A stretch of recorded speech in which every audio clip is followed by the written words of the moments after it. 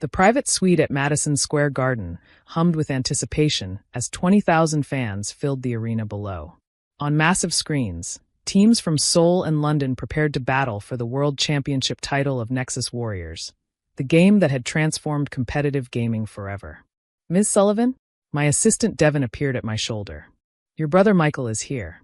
And he brought the ESPN executives. I smiled, remembering Thanksgiving dinner 5 years ago, when Michael had launched into one of his famous lectures about real sports versus kids playing computer games. "For God's sake, Alexandra," he'd sneered, brandishing his NFL producer credentials like a shield. "You have a degree from Stanford Business School. Stop wasting your time with this gaming nonsense." Now, as CEO of Velocity Gaming Entertainment, I was about to host the most-watched sporting event in human history. Our preliminary numbers showed over 500 million viewers tuning in globally. "Send them in," I told Devin, straightening my blazer, "and pull up the live viewer count on the main display." Michael entered first, his familiar swagger somewhat diminished. Behind him came 3 executives from ESPN, trying to hide their awe as they took in the scene below. "Quite different from when you called it kids playing games, isn't it?" I said, gesturing to the arena. The transformation was stunning. What had once been dismissed as niche entertainment now filled legendary venues worldwide. The energy in the building rivaled any traditional sports championship I'd ever attended. "Alexandra," Michael started, then stopped, searching for words. "This is impressive." "Impressive?" I laughed softly. Last month's qualifying matches drew more viewers than the Super Bowl. "But please, tell me more about real sports." The ESPN executives shifted uncomfortably. They knew why they were here. Traditional sports viewership was declining while esports exploded. They needed us more than we needed them. 5 years ago, I'd spotted something others missed. While traditional sports struggled to engage younger audiences, gaming communities were building passionate, global followings. The potential was enormous, not just for competitions, but for an entire entertainment ecosystem. I'd started small, organizing local tournaments in San Francisco. The breakthrough came when I developed Nexus Warriors, a game specifically designed for competitive play. It combined elements of strategy, skill, and spectacle in a way that made it as thrilling to watch as to play. "Your live viewership counter is approaching 400 million, Devin announced, pointing to the climbing numbers on the screen. Michael's eyes widened. During his last NFL broadcast, they'd celebrated hitting 115 million viewers. "Let me show you something," I said, leading them to our command center. Walls of screens displayed real-time data. Viewer engagement metrics, social media activity, betting odds, and merchandise sales across 50 countries. "This isn't just about the games," I explained. "We've built an entire digital sports ecosystem. Live events, streaming platforms, fantasy leagues, licensed merchandise, all integrated seamlessly. But the infrastructure costs."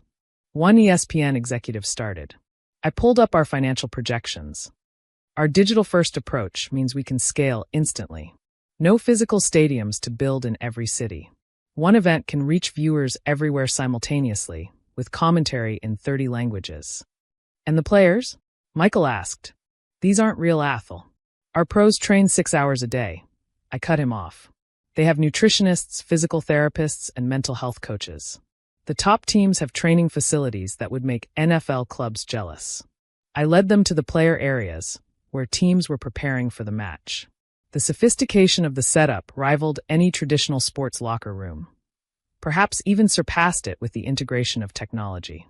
"Average age of our viewers is 24, I continued. "They're digital natives who spend more time on Twitch than traditional TV. They don't just watch, they interact, comment, create content. It's a completely different level of engagement."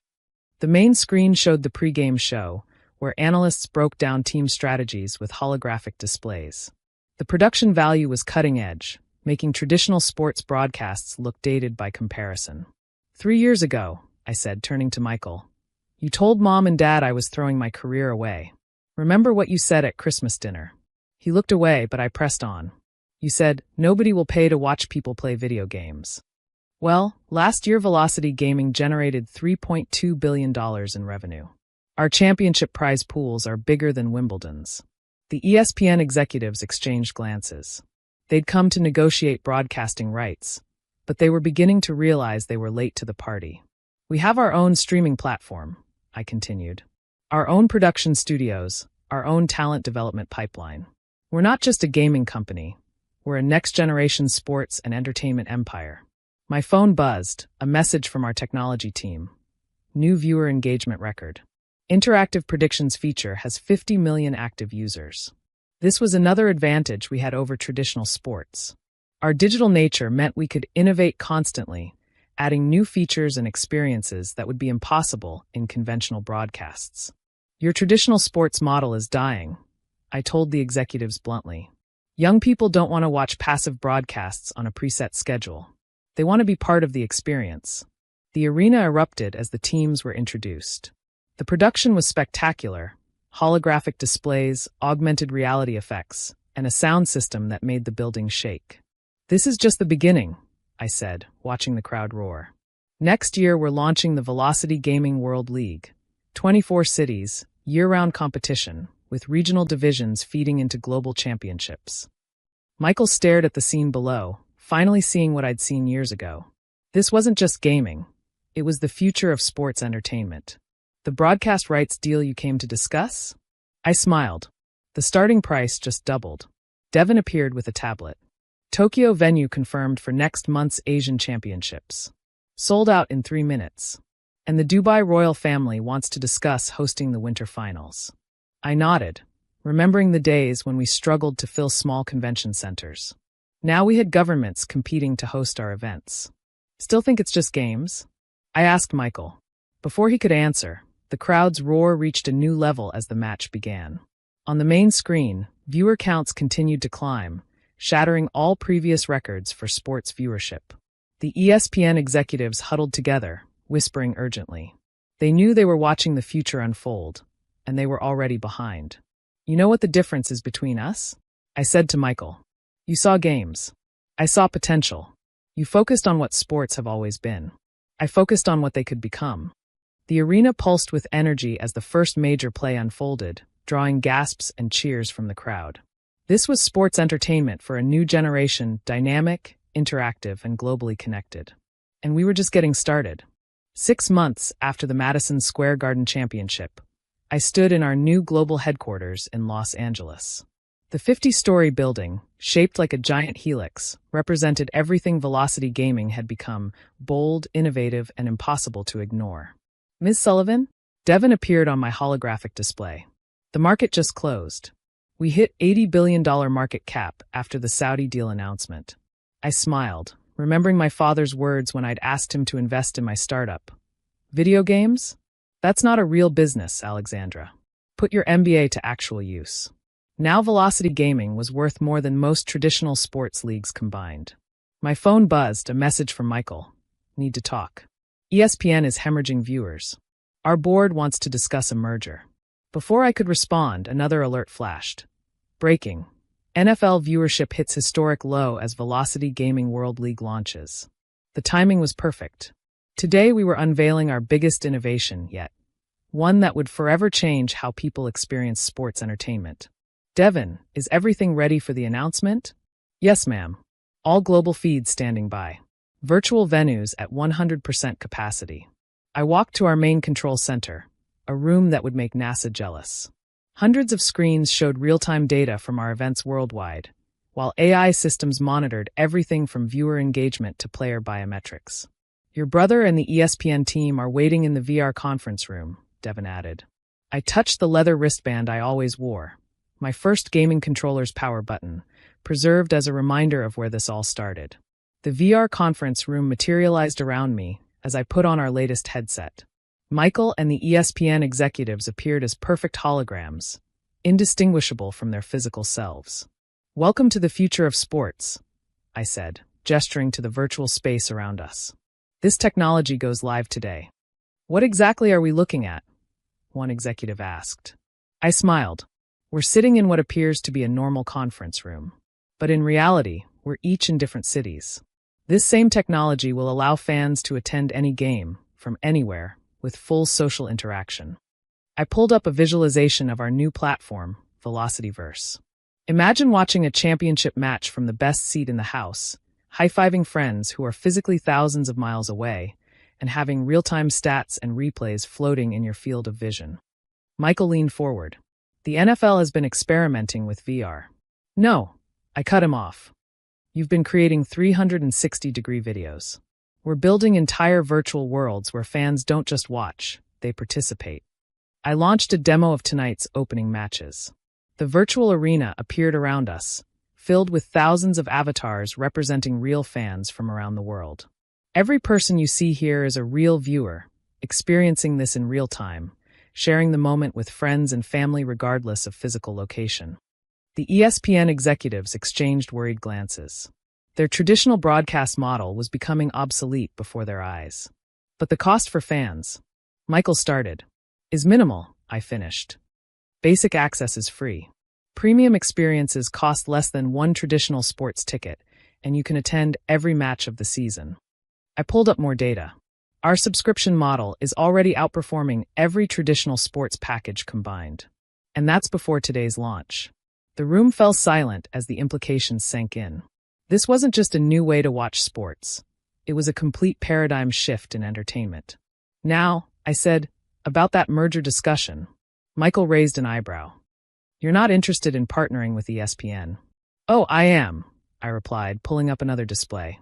But not as equals. Velocity Gaming will acquire ESPN's digital rights and infrastructure.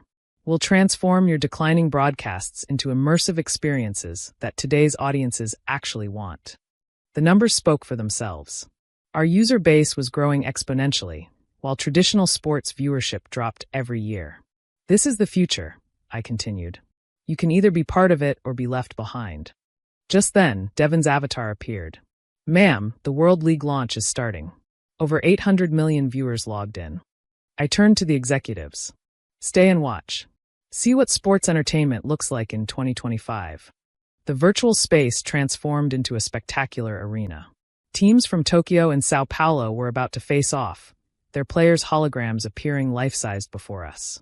Every viewer can choose their experience, I explained. Watch from any angle, pull up player stats with a gesture, instant replay at will. They can even view the game from a player's perspective. The match began, and the virtual crowd erupted. The energy was palpable, even in digital form. Real-time translation allowed fans from different countries to communicate seamlessly. This is just the beginning, I said, watching Michael's face as he took it all in. Next month we launch Velocityverse Cities, permanent virtual spaces where fans can gather, trade, and socialize between matches. My phone buzzed again, a message from our development team. Neural interface testing successful. Full sensory immersion ready for beta. I smiled, thinking of how far we'd come from those early days of simple streaming. Traditional sports hadn't just been surpassed, they'd been reinvented. Remember when you said gaming would never replace real sports? I asked Michael. He nodded slowly, still watching the spectacle before us. I never wanted to replace them, I said.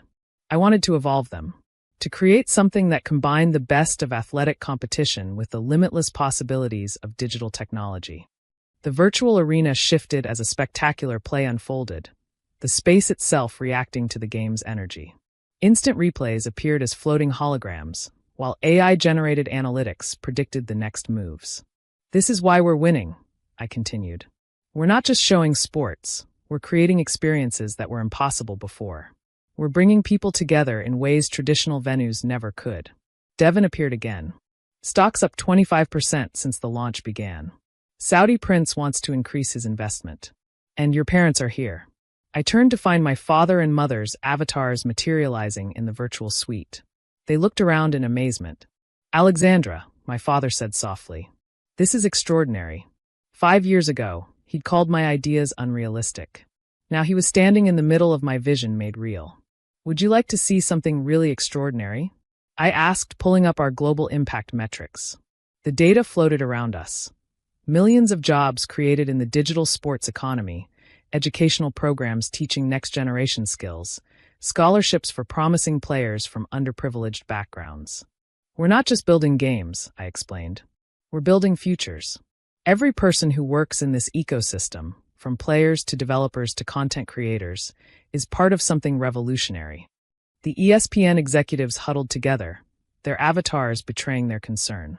They knew their old model was dying. The merger offer stands until tomorrow, I said. After that, we move forward alone.